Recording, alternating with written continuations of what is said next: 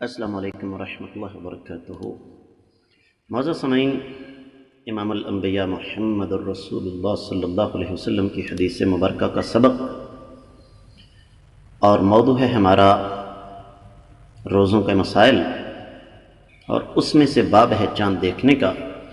1999ویں حدیث کتاب میں اور 11ویں حدیث باب میں، وعن ابن عمر قال ترى الناس الهلال فأخبرت رسول الله صلى الله عليه وسلم إني رأيته فصام وأمر الناس بصيامه، رواہ ابو داود والدارمی۔ معزز سامعین، حدیث مبارکہ سنن ابی داود اور سنن دارمی میں ہے، اور اس کی سند پر کسی قسم کا کوئی شک و شبہ نہیں ہے۔ حدیث کے راوی سیدنا عبداللہ بن عمر رضی اللہ تعالیٰ عنہما، آقا علیہ السلام کے جلیل قدر صحابی کے بیٹے، ان سے روایت ہے، فرماتے ہیں کہ لوگوں نے چاند دیکھا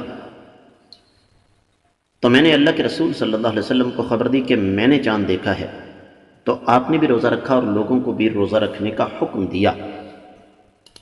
اب یہاں پر اس حدیث میں جو بات قابل غور ہے وہ یہ کہ لوگوں نے چاند دیکھا ہے، لیکن لوگوں نے جا کر آقا علیہ السلام کو خبر نہیں دی۔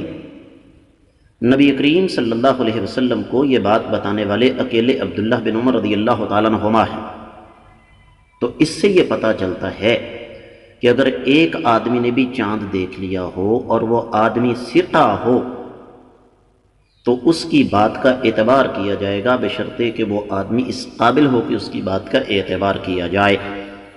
میں امید کرتا ہوں کہ آپ کو انشاءاللہ اس بات کی سمجھ آ گئی ہوگی۔ اللہ تعالی ہمیں سمجھنے کی توفیق عطا فرمائے۔